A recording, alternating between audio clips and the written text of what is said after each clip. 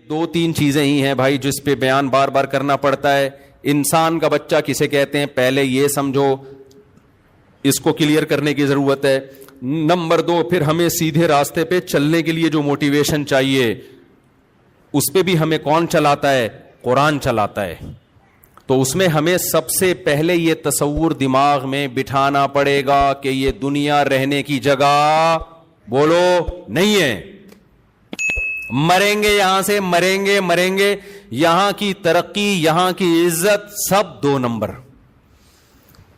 Paris میں نے vlog بنایا نا, تو بلڈنگیں دکھا رہا ہوں خوبصورت, تو مجھے خیال ہوا کہ ایسا نہ ہو لوگ اس پیرس کو زیادہ فری کرانا شروع کر دیں. جرمنی بھی گیا نا, تو اب لوگ بھی دیکھ رہے ہوتے ہیں, گھوم رہے ہیں, تو میں نے کہا تھوڑا سا ہم آخرت کا تڑکا لگا دیں تاکہ لوگوں کو بس یہ انجوائے کرنے کے لیے, کوئی دل لگانے کی جگہ نہیں. تو میں نے کہا بھائی یہ پیرس آپ دیکھ رہے ہیں لیکن یہ دنیا ہے بہرحال مسافر خانہ, جانا سب نے کہا ہے. اورنگی ٹاؤن میں رہتا ہو, ڈیفینس میں رہتا ہو, پٹیل پاڑا میں رہتا ہو, گندے نالے میں رہتا ہو, مر کے جائے گا کہاں؟ جہاں پیرس والا بھی وہیں جاتا ہے جہاں یہ جائے گا. تو دل لگانے کی جگہ نہیں ہے. نیچے لوگوں کے کمنٹس, ان مولویوں کو دیکھو خوب انجوائے کر رہے ہیں, پیرس گھوم رہے ہیں, اور ہمیں کیا کہہ رہے ہیں؟ دنیا دل لگانے کی جگہ نہیں. میں نے کہا پاکستانی قوم جو ہے نا ماشاءاللہ تبصرہ کرنے میں پیچھے نہیں ہے. کہہ رہے دیکھو اگر دل لگا, ان کا مقصد یہ تھا اگر دل لگانے کی جگہ نہیں ہے تو کیوں جا رہے ہو پیرس ہے بھائی؟ اور اگر گئے ہو تو تمیز سے مسجد میں جاؤ, اللہ اللہ کرو, تبلیغ کرو, پتلی گلی سے نکلو. ہمیں یہ بلڈنگیں اور یہ اتنا خوبصورت کیوں دکھا رہے ہو بھائی؟ دل لگانے کی جگہ پہلے تو جانا ہی نہیں چاہیے پیرس آپ کو. یہاں بیٹھ کے پیرس والوں میں بیان ہو سکتا ہے کہ نہیں ہو سکتا؟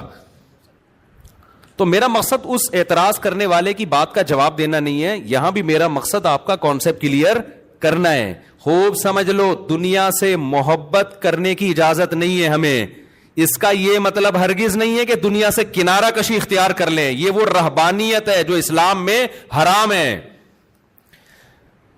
پیرس سے محبت نہیں کر کے بھی پیرس جانا پڑے گا اگر اللہ نے آپ کو گنجائش دی ہے, پیسہ دیا, گھومو جا کے, کوئی مسئلہ نہیں ہے. نہیں ہے پیسے تو آرام سے چپ کر کے بیٹھ جاؤ, حسرت سے رالے مت ٹپکاؤ. کیونکہ جب ہمارے پاس گنجائش نہیں تھی تو پیرس جانے والوں کو ہم بھی حسرت سے نہیں دیکھتے تھے. ہم کہتے تھے جا کے کیا کر لے گا, مرے گا تو ہماری والی خبر بھی ملے گی اس کو, ساتھ والی, اور کیا ہوگا. جب نہیں ہے تو نہیں ہے, گئے تو انجوائے کر لو. کس نے منع کیا ہے؟ دل نہ لگاؤ. سمجھتے ہو کہ نہیں سمجھتے؟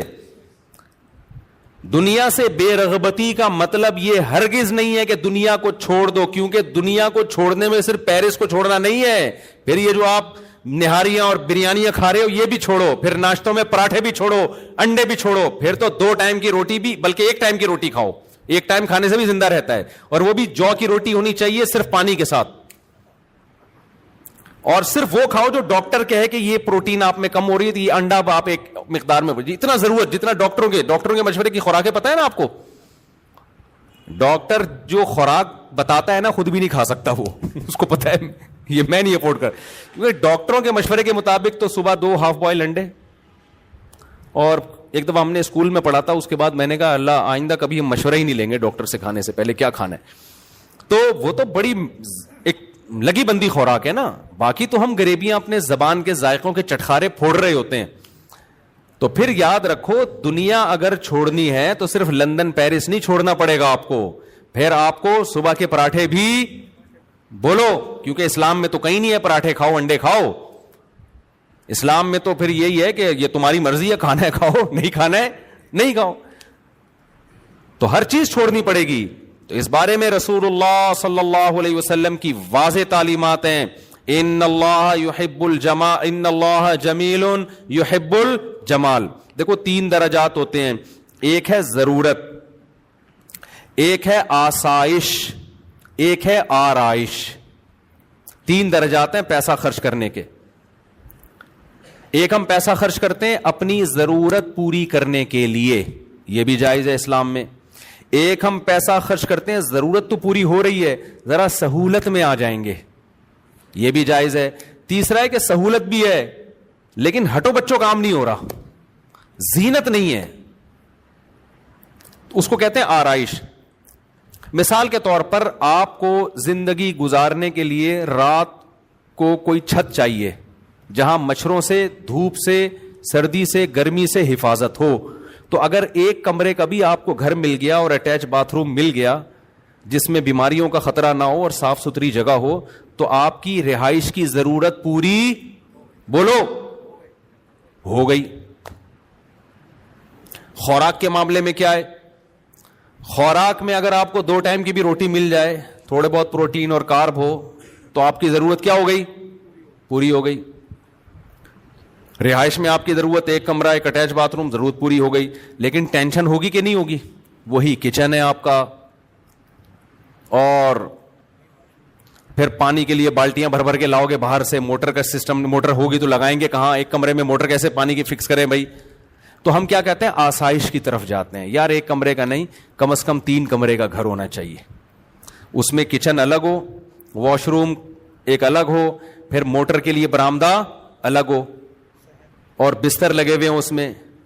نیچے ہی زمین پہ سو رہے ہوتے ہیں یار, تھوڑا سا تمیز سے سو جائیں گے گدے پہ. تو ایک درمیانے درجے کا گھر کیا کہلاتا ہے؟ اس میں ہے آسائش, آرام, انسان ایزی فیل کرتا ہے. تو اس میں الگ سے پیسہ لگانا پڑے گا. یہ بھی شریعت میں کیا ہے؟ جائز ہے کہ آپ, ضرورت تو آپ کی پوری ہو رہی ہے لیکن آپ چاہ رہے ہو ذرا سہولت سے. ضرورت آپ کی ابال کے دال, ابلی ہوئی دال کھاؤ گے, ضرورت پوری ہو جائے گی. لیکن آدمی کہتا ہے یار تھوڑا تمیز سے بنا لو بیگم, تھوڑا پیاز ٹماٹر کا تڑکا لگا لو, کچھ حلق میں نوالا اترے گا, کوئی مزہ آ جائے. تو گورنمنٹ کی طرف سے کوئی پابندی نہیں ہے اس پہ. کیا خیال ہے؟ یہ ہے, اس پہ بھی پیسہ, جب تڑکا لگے گا تو ٹماٹر پیسوں سے آئے گا نا, پیاز بھی پیسوں سے آئے گا, پھر دیسی گھی کا تڑکا لگے گا تو پیسوں سے آئے گا. تو یہ ساری کیا ہے؟ آسائش. اسلام میں اس پہ پیسہ خرچ کرنے پر بھی پابندی نہیں ہے. تیسری ہے آرائش. ڈیفینس کے گھروں میں آپ جاؤ, گھر میں جاتے ہی جی فانوس لٹکا ہوا ہے, یہ الگ قسم کا صوفہ ہے, وہ الگ قسم کا صوفہ ہے, یہ خوبصورت پردے جو مالداروں کے گھروں میں ہوتا ہے, 5 اسٹار ہوٹلوں میں ہوتا ہے. آسائش. ایئر کنڈیشن آپ کے انگلیوں پہ ہے, ٹھیک ہے نا. غریب کے گھر میں نہ اے سی ہوتا ہے, پنکھا ہوتا ہے, وہ ہوا, پنکھے کی اپنی آواز آتی ہے, اس کے عادی بھی ہو جاتے ہیں غریب لوگ. جو آواز نہ ملے وہ ٹینشن سے مر جائیں. اچھا, جتنا غریب ہوگا پنکھے میں آواز اتنی زیادہ ہوگی. اسی کو انجوائے کرتا ہے. بعض دفعہ ڈر ہوتا ہے کہ گر نہ جائے پنکھا. تو ایک دفعہ ایسا ہی ہوا, میں کسی جاننے والے کے گھر کے, بیچارے بہت غریب تھے, اللہ, مقصد کسی کا مذاق اڑانا نہیں. تو ایک پنکھا لگا ہوا تھا, وہ نہیں ہوتے پیڈسٹل فین جو ہوتے ہیں ڈنڈے پہ کھڑے ہوئے ہوتے ہیں, وہ یوں یوں یوں کر کے نا گھوم رہا ہے. تو میں نے کہا میں نہیں بیٹھ رہا, مجھے لگ رہا ہے کسی بھی وقت یہ سجدے میں چلا جائے گا. انہوں نے کہا نہیں مفتی صاحب کچھ نہیں ہے, بہترین پنکھا. میں نے کہا بھائی میرے کو لگ رہا ہے کہ جس حساب سے ہل رہا ہے نا یہ, اس کو یا تو ہمیں چکر آئیں گے یا اس کو چکر آئیں گے. اچھا میں باتیں کر رہا ہوں, دھڑام سے پنکھا نیچے. میں نے کہا اللہ کا کتنا بڑا فضل ہو گیا, میں لیٹا نہیں یہاں پہ. تو پنکھا کیا ہے, تو غریب اس پہ بھی خوش ہوتا ہے, کہتا ہے چلو دوبارہ اٹھا کے ایلفی سے چپکا دو اس کو. ٹھیک ہے نا.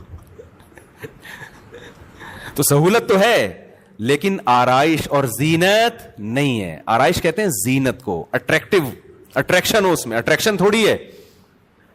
اٹریکشن تو یہ ہوتی ہے کہ آپ نے دہلیز پہ قدم رکھا, گھر میں گئے, ابے یار کیا زبردست لگژری اسٹائل. جیسے ہمارے پنجرے میں جب کوئی جاتا ہے نا مرغیوں کے, تو ہمارے لیے تو بڑی اٹریکشن ہے. پتہ نہیں, ایک تو میں جو بھی مہمان آتا ہے, ڈیفینس سے آ رہا ہو, کلفٹن سے آ رہا ہو, 20ویں گریڈ کا آفیسر ہو, 18ویں گریڈ کا آفیسر ہو, میں اس کو اپنی گائے دکھاتا ہوں, اپنی بکری دکھاتا ہوں, اور اپنی انڈوں پہ بیٹھی ہوئی مرغیاں لازمی دکھاتا ہوں. آج میں سوچنے لگا پتہ نہیں اس کو دلچسپی ہے بھی کہ نہیں ہے. یہ بولے گا یار کیا ہمیں کیا دکھا رہے ہو مفتی صاحب, مرغیاں دکھا رہے ہو, بکری دکھا رہے ہو. تو پھر میں نے سوچا یار ہمارے پاس آنے کا جرمانہ یہی ہے, جو ہمارے پاس آئے گا تو ہم اس کو اپنی گائے بھی دکھائیں گے, تیرے باپ نے بھی دیکھنا ہے چاہے تیرا دل کرے یا نہ کرے, اپنی مرغیاں بھی دکھائیں گے. اب ہر آدمی کو دلچسپی نہیں ہوتی, لیکن بھائی ہمیں دکھانے میں مزہ آ رہا ہے, تو ہم سے ملاقات کا کفارہ یہ ہے کہ آپ ہماری مرغیاں بھی دیکھو اور مرغیوں انڈوں پہ بیٹھی ہوئی مرغیاں الگ سے دیکھو آپ. یہ کفارہ ہے ملک, کیونکہ ہمیں دکھانے میں مزہ آتا ہے اپنی مرغیاں. تو آپ کو آئے نہ آئے, جب بھائی ہمارے پاس آ رہے تو ہماری شرطوں پہ آؤ نا. جب آپ کسی سے ملنے جاتے ہیں تو اپنی شرطوں پہ تھوڑی, بھائی ہم نے آپ کو ٹائم دیا, اگر آپ سمجھتے ہو بھائی مفتی صاحب نے ٹائم دیا, ان کا بڑا شکریہ, تو شکریہ کی قیمت دے دیں آپ. اس شکریہ کی قیمت کیا ہے؟ ہماری گائے دیکھیں اور تعریف کرنی پڑے گی آپ کو, بہت اچھی گائے ہے. کوئی ہم نے اس کی غیبت برداشت, بکری دیکھ کے چاہے جیسی بھی ہو آپ کو بولنا پڑے گا ویل ڈن ماشاء اللہ بڑا مزہ. مرغیاں دیکھ کے آپ کو کہنا پڑے گا ویل ڈن مفتی صاحب بہت زبردست.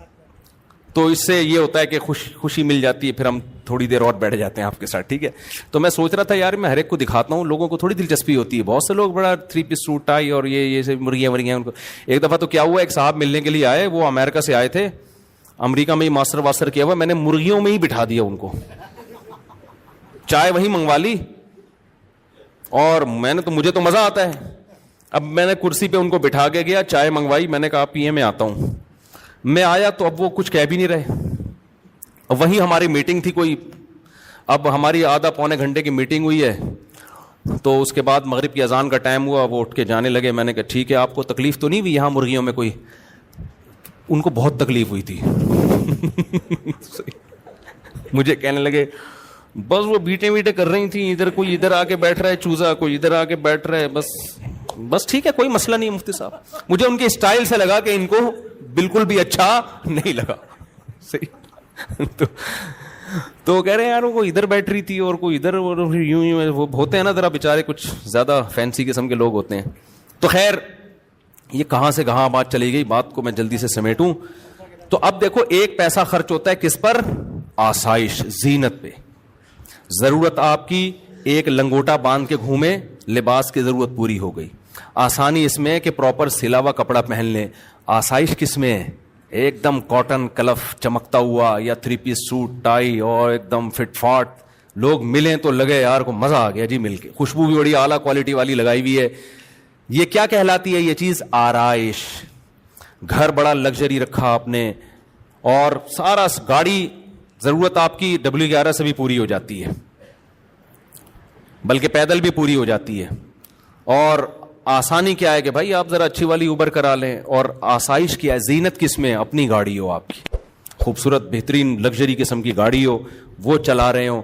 تو اسلام میں اللہ نے آپ کو ضرورت پہ پیسہ خرچ کرنے کی بھی اجازت دی, آسائش پہ پیسہ خرچ کرنے کی بھی اجازت دی, اور آرائش پہ. تو خوب سمجھ لیں سفر میں بھی آرائش, کہ آپ گھومنے پھرنے دنیا میں کہیں جاتے ہیں, کوئی اچھی جگہ آپ کو نظر آتی ہے, آپ پہاڑوں میں چشموں میں انجوائے کرتے ہیں, تو اللہ کی طرف سے اس پہ کوئی پابندی نہیں ہے. پابندی صرف اس پر ہے کہ لائف کو انجوائے کرنے کی اجازت ہے, ان چیزوں سے دل نہ لگاؤ. دل دینا الگ چیز ہوتی ہے. دل دینے کی علامت کیا ہے؟ آپ کہیں گے کیا وہی جب انجوائے کرنا ہے تو دل دینے کا مطلب ہے چھوٹتی ہے تو غم کتنا ہوتا ہے. دیکھو جب آپ سفر میں جاتے ہو, کوئی ہم سفر ہوتا ہے, دل لگاتے ہو. اب یہ میرے ساتھ لاہور میں جا رہے تھے نا, یہ مجھے ملے, لاہور میں جا رہا تھا تو یہ ایئرپورٹ پہ ملے مجھے, امریکہ سے آئے ماشاءاللہ. یہ تو ایئرپورٹ پہ ہماری گپ شپ ہو گئی, دوستی ہو گئی.